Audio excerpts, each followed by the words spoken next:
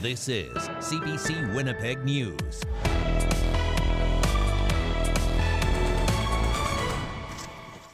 Good evening. Thank you for joining us. The family of Winnipeg restaurant owner Kyriakos Voyajakis is demanding an inquiry into his death. His brother Michael says the system meant to save lives failed.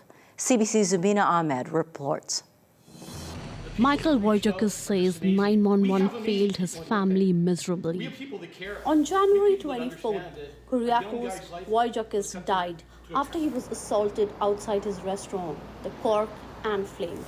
His brother Michael says it took too long for emergency crews to arrive. It's disgusting that a citizen of the city of Winnipeg died on these streets without the proper response that he deserved. The city says the call came in at 5:37.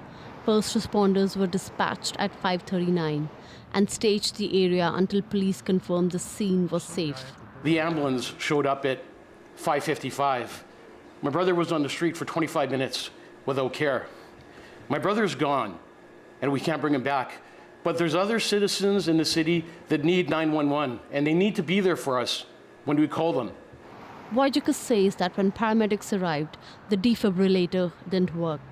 They failed my brother a second time. As they were pulling out the defibrillator, the ambulance attendants and others were tripping over the cords because they weren't put away properly, and they pulled out a mess of cords. The city said the fire engine and both ambulances had cardiac monitors capable of defibrillation. They said all equipment used were working. Still, Voyajakis wants an inquiry. Voyajakis doesn't know if medical help would have changed the outcome for his brother, but he wants an inquiry. Things went wrong, and we need to call an inquiry on 911 and what happened that day in the city of Winnipeg, right here in the heart of St. James. Not even 5 minutes from here, there's a hospital. We could have carried my brother to the hospital quicker than the response that took place that evening. Voyajakis thanks all the supporters who gathered for a vigil and lit candles paying respects to his brother. A 38-year-old has been charged with manslaughter in his brother's death. His brother's cause of death isn't known. Autopsy results are expected in 3 months. Zabina Ahmed, CBC News, Winnipeg. Manitoba is the only province west of the Maritimes that does not have a supervised drug consumption site. A group of 6 local organizations is hoping to change that. As the CBC's Rosanna Hempel reports, they want to open an Indigenous-led site in Winnipeg's downtown. Levi Foy is working on an important and long-awaited plan. His organization, Sunshine House, is among a group of 6 organizations looking to set up the first supervised consumption site in Winnipeg and Manitoba. It's very exciting. It's very exciting to be working in this type of landscape where you have community support. The group, led by the Aboriginal Health and Wellness Centre, have issued a proposal to the province. They want funding and permission to launch an Indigenous-led supervised consumption site because drug toxicity has spiked. We know that things are getting worse.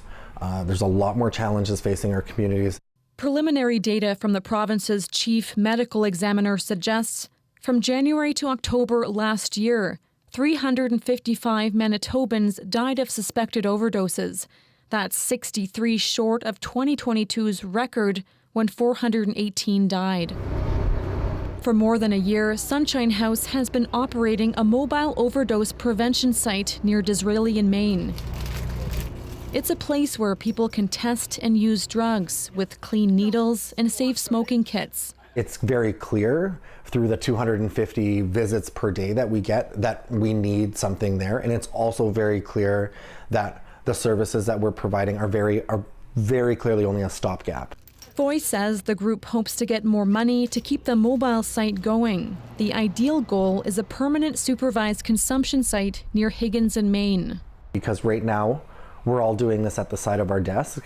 So it would be great if we had project managers and we had people who could dedicate, 40 or 35 to 40 hours a week just to really get the ball rolling on this. A supervised consumption site is part of Bernadette Smith's mandate as the Minister of Housing, Addictions and Homelessness. In a statement, Smith says she's looking at the proposal carefully. and knows the government needs to act quickly. Rosanna Hempel, CBC News, Winnipeg. A cyclist struck by a pickup truck before sunrise this morning remains in critical condition. Winnipeg police say the cyclist is an 83-year-old man. He was on a bike crossing Pembina Highway just south of Confusion Corner when he was hit by a pickup truck. It happened around 6:30 this morning. The driver stayed at the scene and spoke with police. The Police Services Traffic Division is investigating. First Nation leaders from northern Manitoba came together today in Winnipeg to describe a growing crisis.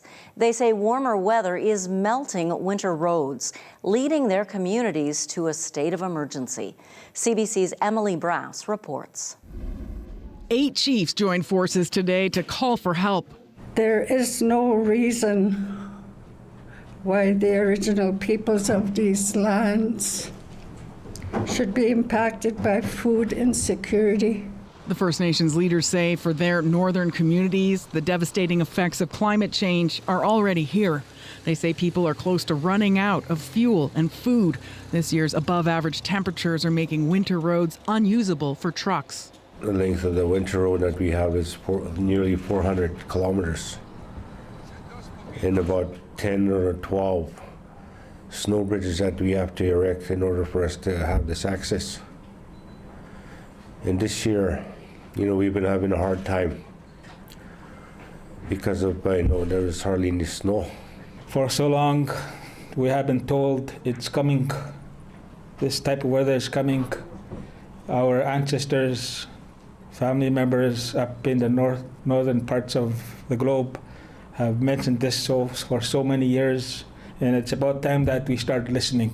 The chiefs say they rely on winter roads not just for the basic necessities, but for things they'll need throughout the year, like building materials, school supplies, and medical gear.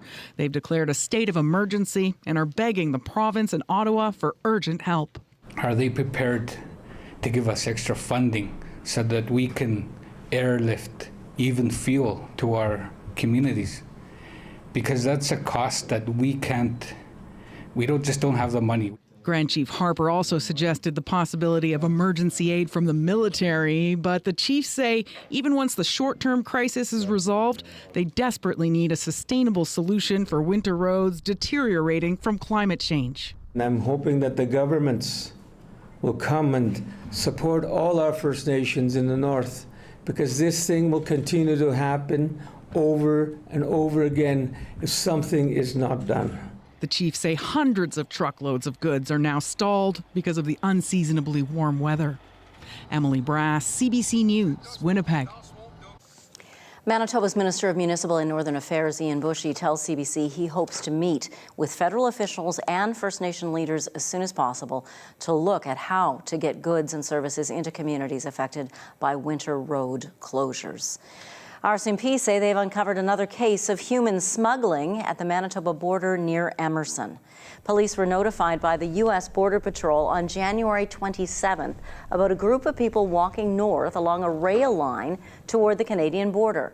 American officials say the group was wearing proper winter clothing. The group was likely to cross into Canada within an hour.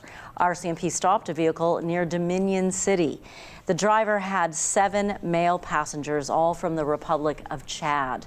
The 49-year-old driver was from Calgary and was arrested for human smuggling. The 7 men were arrested under the Customs Act and turned over to Canada Border Service Agency officers at Emerson. There's a swell of support tonight for a northern Manitoba hockey team. The Norman North Stars compete in the U18 AAA Hockey League, but the league says it's looking at ways to make play more competitive among its teams.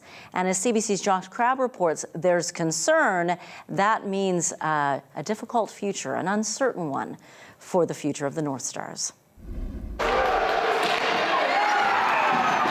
It was a big win on the ice Friday in Winnipeg for the Thompson-based Norman North Stars. The team is in a playoff spot, but off the ice, there's concern about their future in the Manitoba U18 AAA Hockey League. When you're a little kid, that's the biggest show in town on Saturday night in Thompson.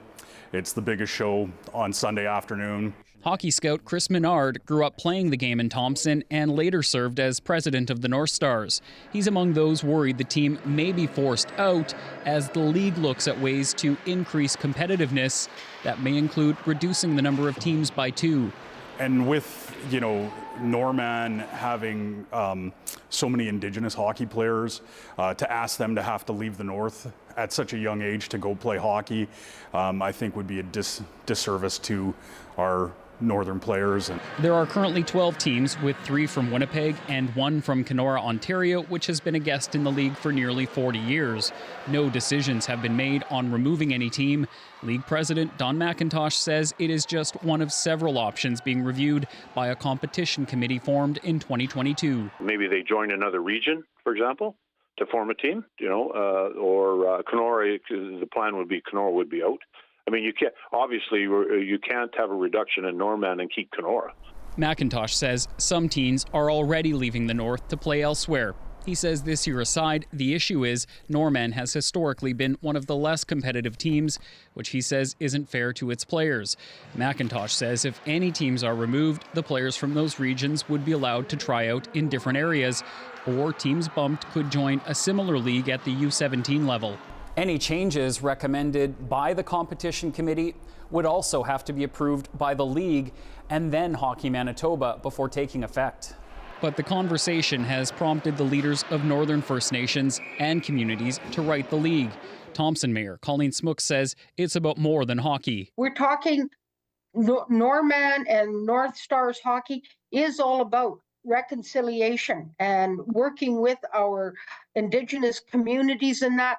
Doug Novak, the director of the Kenora Thistles, the other team which could be impacted, says they're also concerned and want to remain in the league. The North Stars have so far declined comment. Their focus right now is on their shot at the playoffs. Josh Crabb, CBC News, Winnipeg. The City of Winnipeg may consider helping people who are struggling to pay their water bills.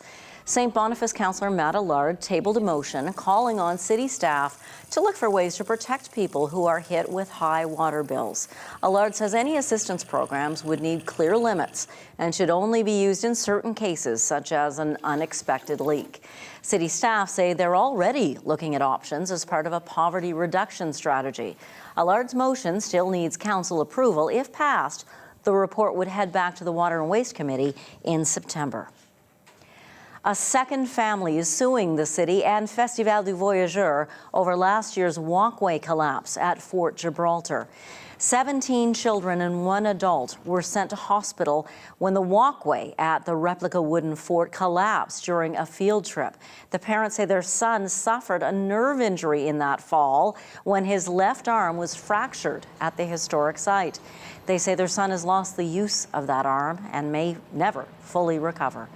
They also accuse the city and Festival of failing to properly inspect and maintain the walkway. The accusations have not been proven in court. No statements of defense have yet been filed.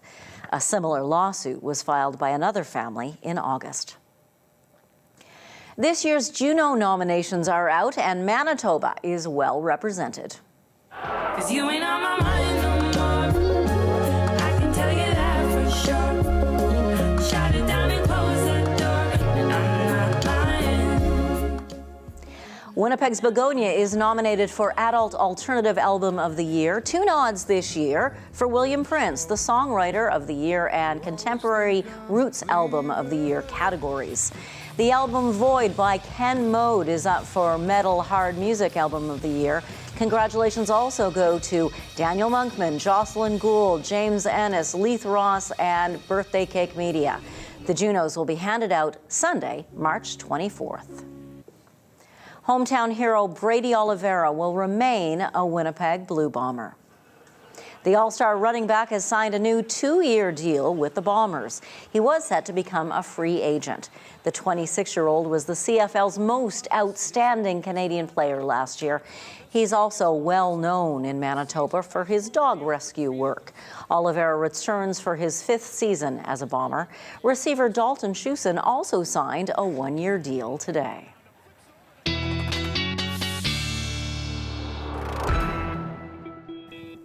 Weather specialist Riley Lachuk joins us today on a day when the fog continues, but the snow's getting closer. Yes, fog advisory is in place again, Janet, for the Red River Valley, so that could mean at or near zero visibility overnight tonight. Yes. And then we have snow moving in, and we'll time that all out for you because there is a lot to talk about tonight.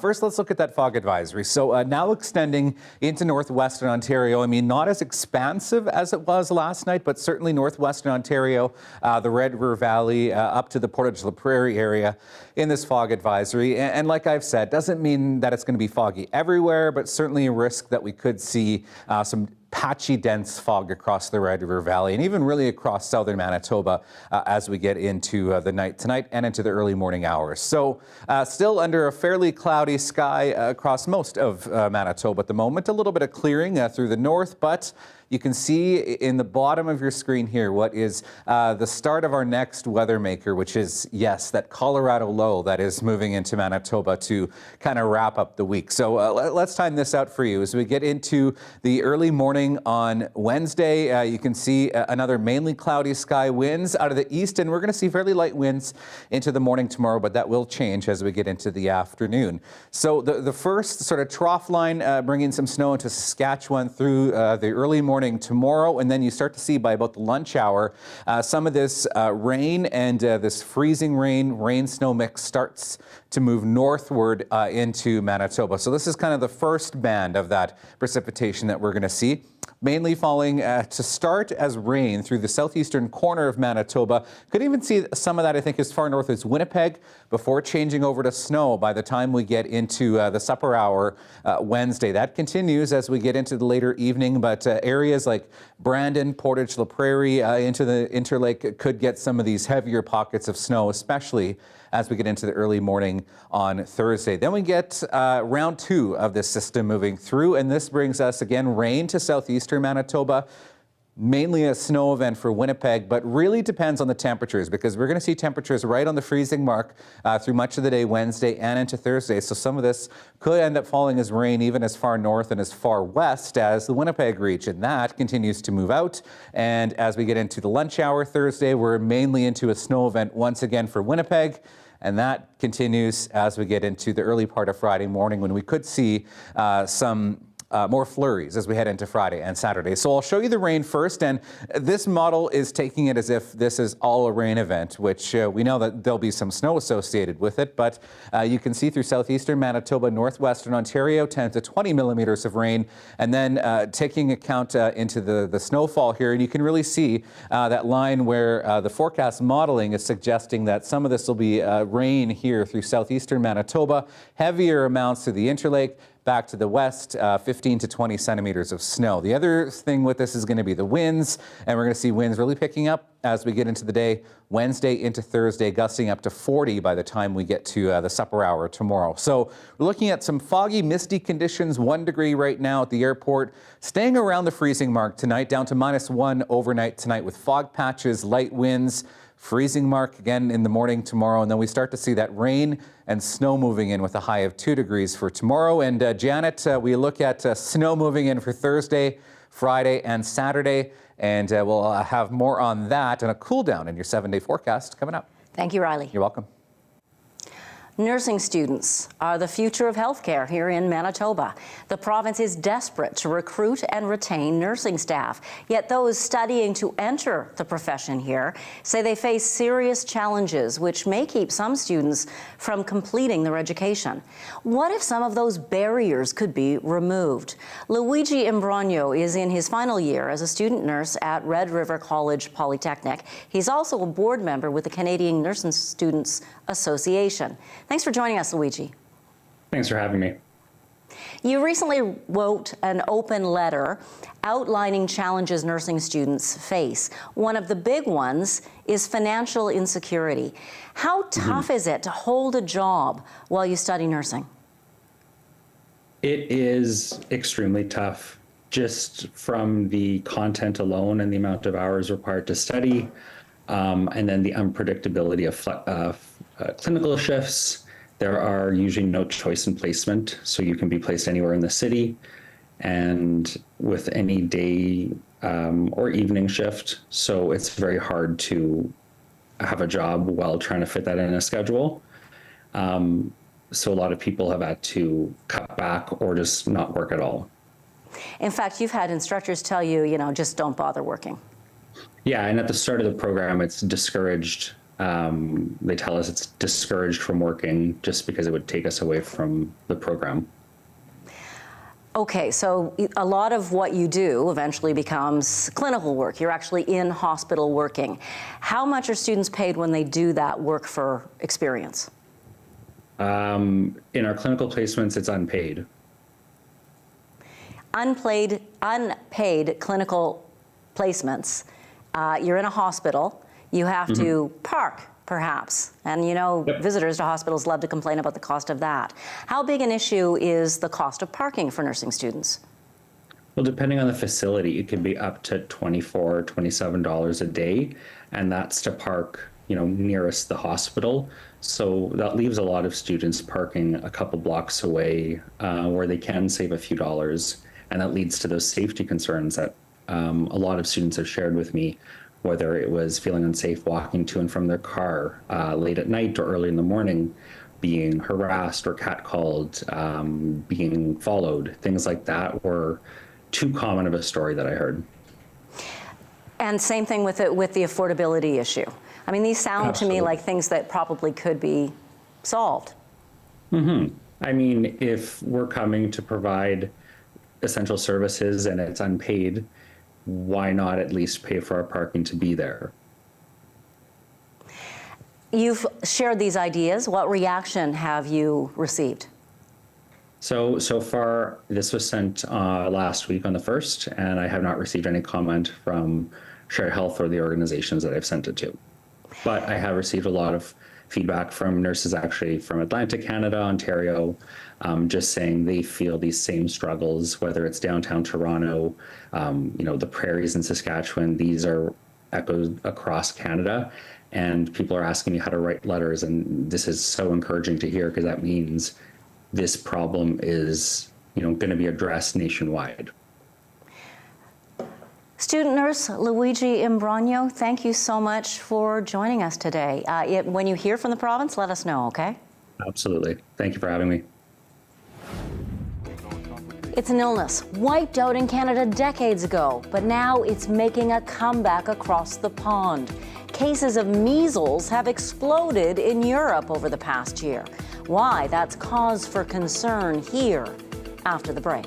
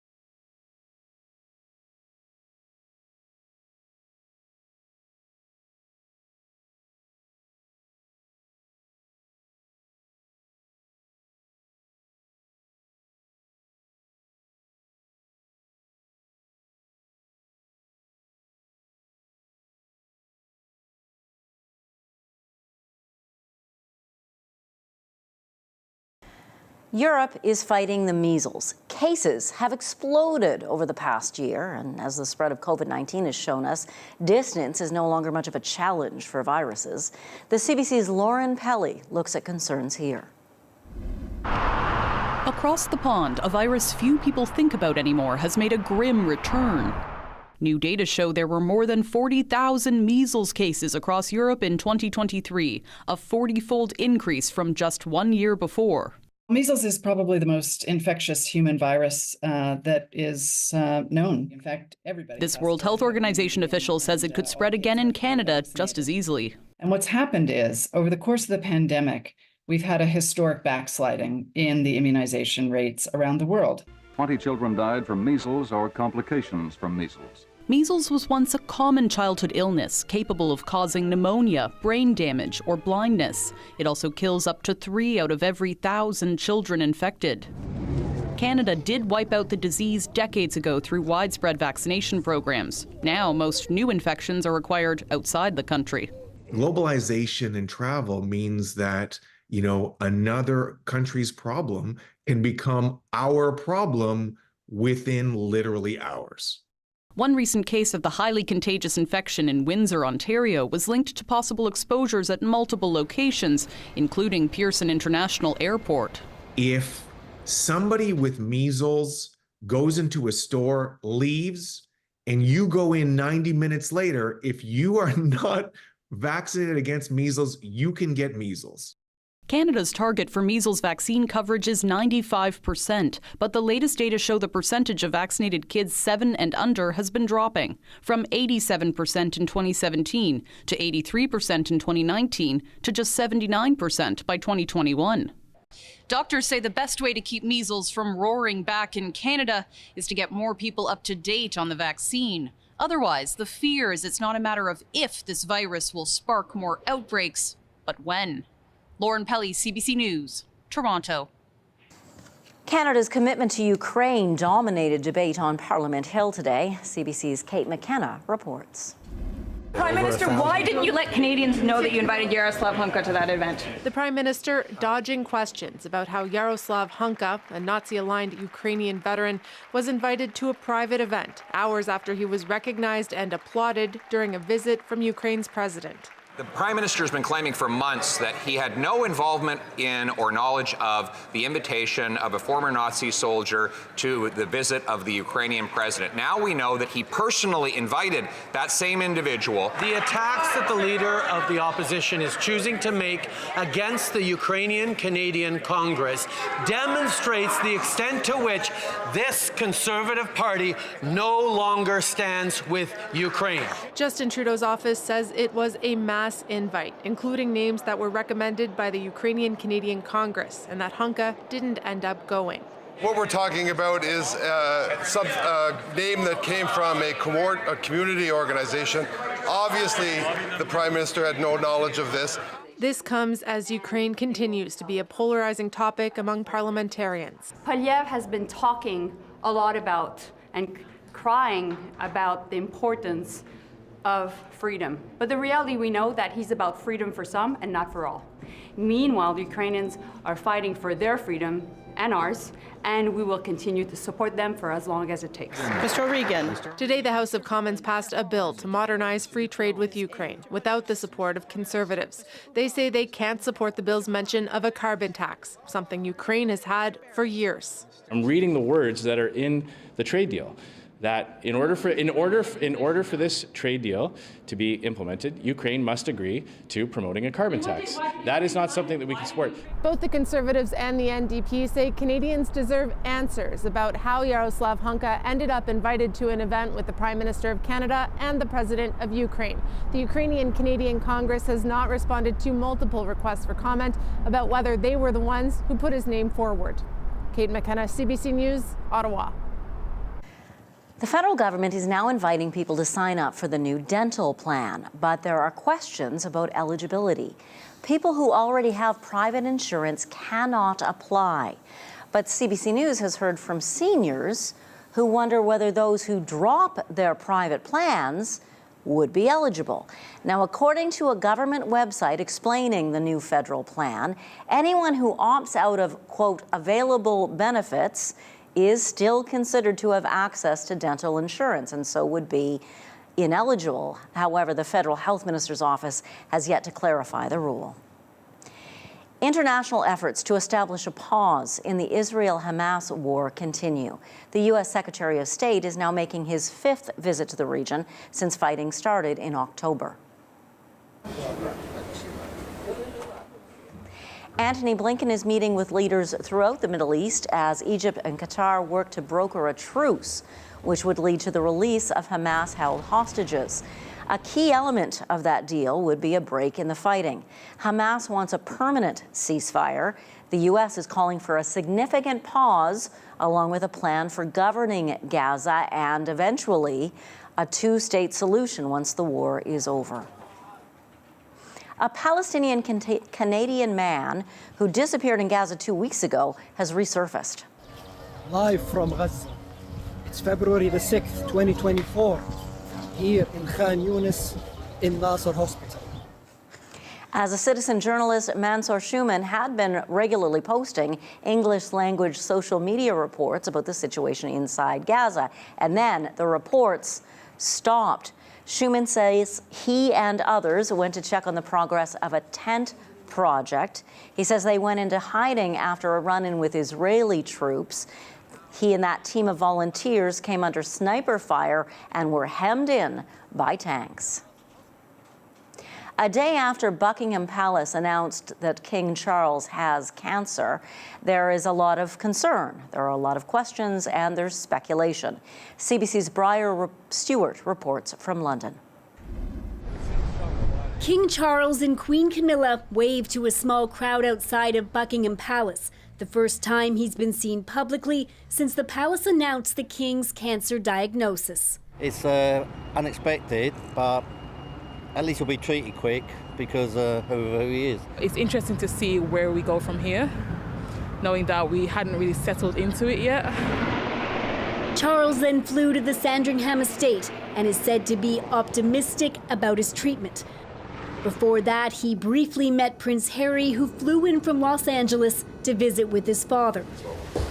The Prince of Wales, William, is now expected to take on more public duties alongside Princess Anne. Your Royal Highness, how is the King? It's a very big deal that just 9 months or so after his coronation, he's having to completely withdraw from public life. He will hope that will be very temporary. Charles will continue with his duties as head of state, including his weekly meeting with Prime Minister Rishi Sunak, who disclosed today that the king's cancer was caught early. There isn't a lot of detail about the king's diagnosis, just that it isn't prostate cancer. But the palace is already being more open now than it has been in the past. There to welcome His Majesty as a former... In 1951, Charles's grandfather, King George VI, had part of his lung removed. But doctors reportedly didn't even tell the king he was battling lung cancer. He died 5 months later. It's not clear how forthright the palace will be as Charles's treatment continues. I think they're trying to be as open as possible, but not pinning themselves into a corner about exactly what's happening in terms of timeframes or committing to anything. What is clear is that Charles is now taking time to rest, stepping back from a role he waited decades to step into. Briar Stewart, CBC News, London. Well, get ready to get fired up. A new CBC series looks for the fastest, boldest, most creative Canadian potter. 2 of the artists competing are from Manitoba. We'll introduce you after the break.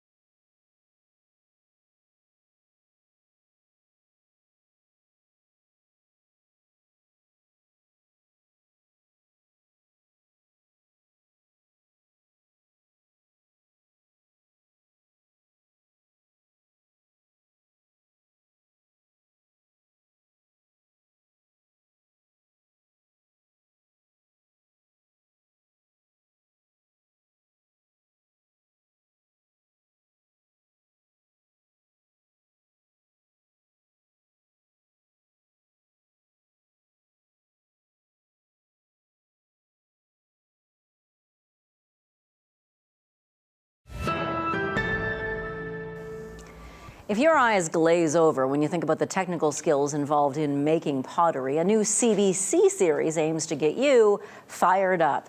It's out to find the fastest, boldest, most creative Canadian potter. CBC's Emily Brass dropped by the studios of 2 Manitoban contestants. You cannot put your heart and be attached to anything, ever. This is Jen. Her superpower is making wood-fired pottery. It's just such a huge fire, and the flame is all the way through the kiln, and it even comes out the chimney sometimes. It takes 36 hours to stoke the kiln. Not so easy when you're also a mom, a teacher, and a coach. You gotta be like a shark. Once you stop moving, you roll belly up. This is Kiefer. His extraordinary ability is the Japanese art of goyotaku. He imprints his pots with fish he caught himself in Lake of the Woods. Get like my little 2-day fishing license and see what I can pull out of there, but I mean, I eat everything I catch, right? The 2 Manitobans face off in the Great Canadian Pottery Throwdown. This exploded. Hosted by Seth Rogen and Jen Robertson from Schitt's Creek, the show starts Thursday on CBC. Like the beloved Bake Off series, potters throw, sculpt, and glaze under the clock. I'm excited to see it. Oh, wow! Back at his studio in a back alley garage in Winnipeg, the dust might have settled, but Kiefer's competitive spirit is still spinning.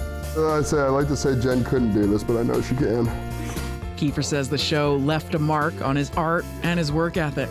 It was a surreal experience. I never really thought I'd be on a television show for pottery. That's not why I got in the game, but I'm glad I was, and you know, it's something I'll treasure forever. I'm definitely after this a much more confident potter. I'm aware that I can work under a lot of pressure. Pedal to the metal, you know, this year I'm definitely gonna crank out 1 million pots and set a record. That's the goal. Jen is also hard at work at her farm in Stonewall, north of Winnipeg. Her creative juices flowing after being on the show. It was insane to make pottery on a time frame like that. I've never sat down and started and finished something usually so big in one day, or bam, all at once. It was crazy in that sense. After taking years off to have kids, Jen says the show got her fired up. She's getting hundreds of pieces ready for the kiln and says being a farm mom gives her an edge in the competition. I think having kids in the studio with me and just having kids that have needs all the time was you know, whenever you can make a pot, do it super fast. So I think it kind of set me up. So those timed challenges maybe were a little bit made for me. So to find out what happens with Jen and Kiefer and their creations, tune into the Great Canadian Pottery Throwdown. It starts February 8th right here on CBC TV. Emily Brass, CBC News, Stonewall, Manitoba.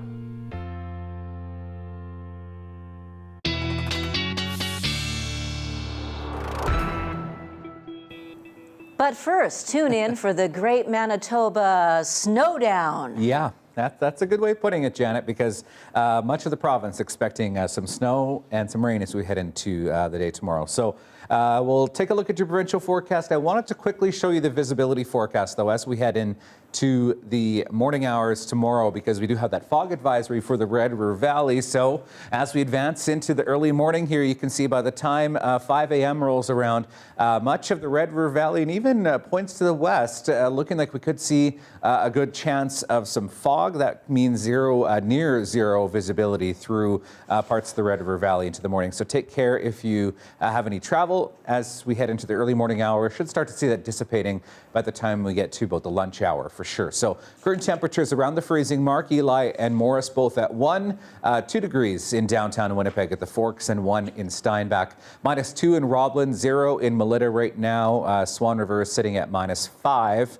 -3 in Barons River, and temperatures, we're starting to see some of that Arctic air sink a little bit further to the south in parts of northern Manitoba. So Lynn Lake -22 at the moment, hovering around that -30 mark for both Tuduli Lake and Churchill, but -12 in Norway House. So you can see where the skies have cleared a little bit where we see some of those colder temperatures through parts of northern Manitoba. So your forecast for tonight, we're looking at some patchy fog. Otherwise, a slim chance of some flurries through Kenora and Red Lake tonight. Temperatures at -1. Otherwise, we're looking at cloudy skies across the region. Much the same for southern Manitoba, except we are seeing or expecting maybe some fog patches tonight. Temperatures around the freezing mark, but a chance of some light snow through the Arborg and Barons River regions at -4 tonight.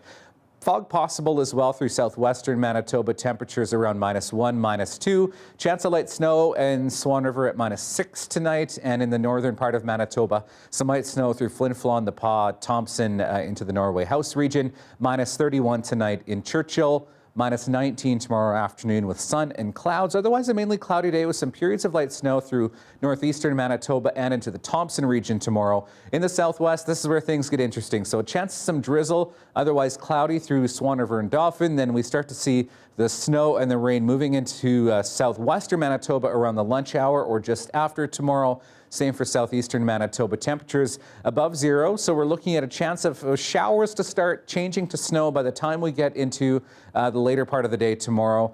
And northwestern Ontario looking at mainly cloudy skies and temperatures above freezing as well. Janet, your 7 days on the way. Thanks very much, You're Riley.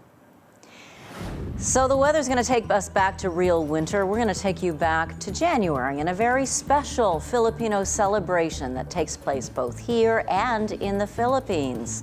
Coming up, the latest from Sisler High School's Create program. Stay with us.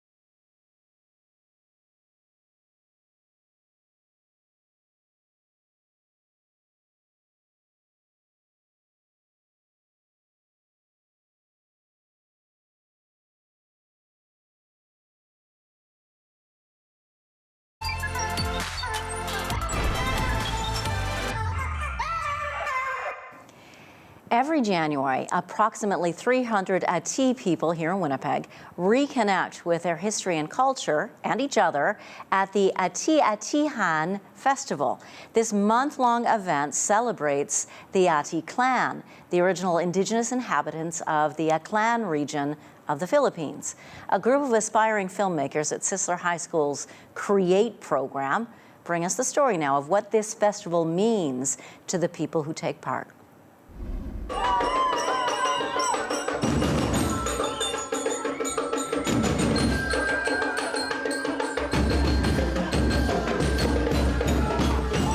Hello, my name is Kaylee Vamonte. I am 10 years old. My family members and I are members of a clan, Ati-Atihan Association of Manitoba.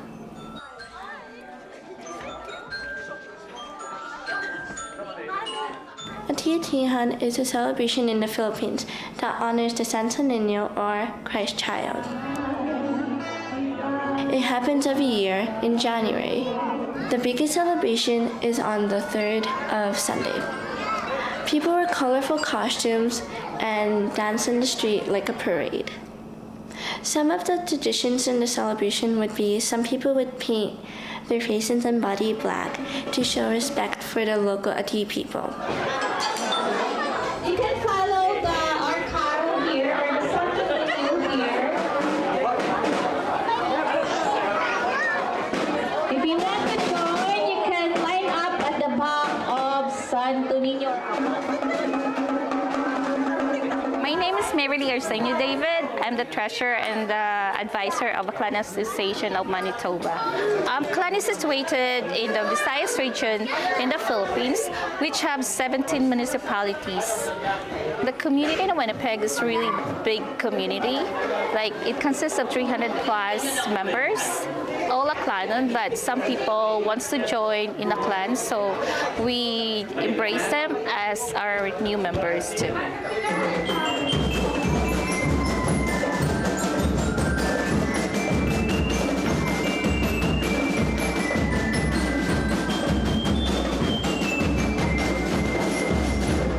I love Ati-Atihan because it is a colorful celebration, and I am a dancer and I love being around dancing and beats.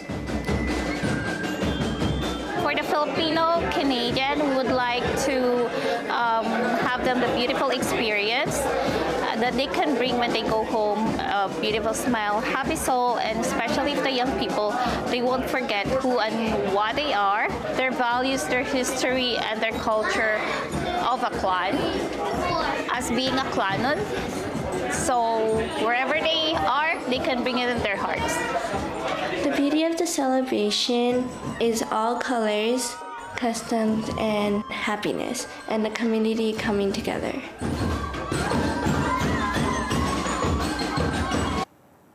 Nice job, guys. That story was produced by Sisler Create students Shira Plega, Cyril Zamora, Laura Karandang, and Jazzy Galerta. Galatera, I should have said. Riley Lachuk is back with your 7-day forecast, and then we have a daily lift for you, so stay with us, please. We'll be right back.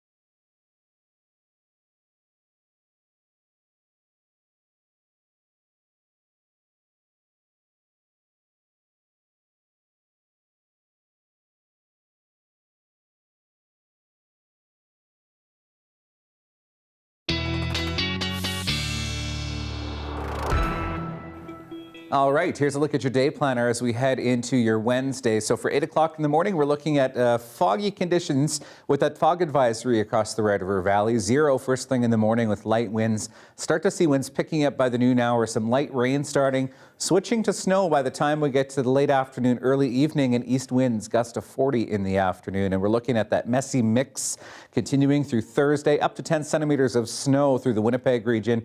-5 for Friday, north winds at 20 with some lingering snow. Chance of flurries on Saturday, -5, and then temperatures dip closer to normal with -9s and -7s on the way for Sunday, Monday, and Tuesday. Well, can performing 2,000 push-ups in February help mental health? The Canadian Mental Health Association thinks so. That's why it's challenging Manitobans of all ages and abilities to push for better mental health through fitness this month. Now, over 500,000 participants have done it for the past 7 years, raising more than $36 million for mental health worldwide. That's going to help. Yeah. CBC's Jim Agapito and Warren Kay visited a Winnipeg gym to bring you tonight's Daily Lift.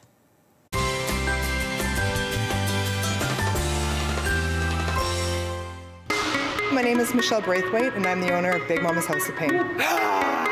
One of my coaches, Greg, he came to me probably about a month and a half ago, said, hey guys, let's do the 2,000 push-ups in 23 days. For mental health, we're going to raise awareness, we're going to raise funds. First round will be 15, and then we'll wait a couple of seconds. We have about 15 challengers so far, and we're super excited to get pushing. Could you show us a proper way to do it and maybe a modified way as well? Arms just to your side, feet up, together if you can. If you're having trouble, you can open them a bit. And you're gonna come down, just like that, and up. Another way to modify it is to have your knees on the ground. Makes it a little bit easier for you to pull this off. And then there's a final way. So feet back where you're comfortable. Bring it forward, when your nose is just touching the wall, and then push away there. I'm Chris Mankasing. I'm a trainer here at BIMHOP, and I've been in exercise for a long time. I actually am doing it because of mental health. That's how I got back into exercise. What does exercising, doing a push-up challenge like this do for you personally? Gives you an accomplishment, belief in yourself that you can do something, gives you a structure, a lot of things that will help your mind kind of like, if you have problems or you have depression or different issues or just having a bad day, it helps you kind of organize your thoughts a little bit better by organizing your body. Hello. I myself get to see people day in and day out, and I get to see people's changes in attitudes shortly fall after Christmas. I get to see the weather, how it impacts and plays in people's, their mental health. Regular, feet, toes on your toes or off the knees. Okay. I thought we were doing one-handed push-ups. Hey! Show that you can do it. Show them. Ready? He can. Wow. Wow. Yeah!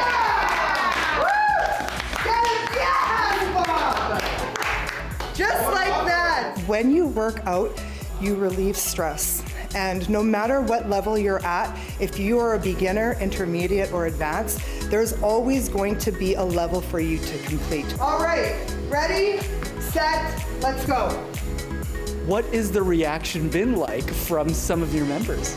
They love it because they know that I push them to their max, and anything to do with a challenge, they're all over. Good job. 23 days. Every day's different. It's not 100 push-ups a day. It's like 49 today. Tomorrow might be, say, 70. So you gradually will build up to that point, and then you'll have it maybe a day off or so, but then you get back at it again. It's like life, routine. The better you do it, the more consistency you get at it, the better you get. Let's go. What better way to spread awareness through the Canadian Mental Health Association than to do push-ups? So we're actually pushing and we're raising awareness and money, and we're getting stronger together as a community. Let's go. Push, push, push, push. Hey! Okay, I love Big Mama, and she's almost convinced me to try. Well, there you go. She is someone, however, who owns a business called Big Mama's House of Pain, so perhaps I should rethink, but looks pretty great. And I do know it does help mental health. It really does. That's true. Exercise is good. Even a good walk in the evenings. Sure, absolutely. Good for your head. Okay, don't slip tonight. Yes. Good night. See you at 11.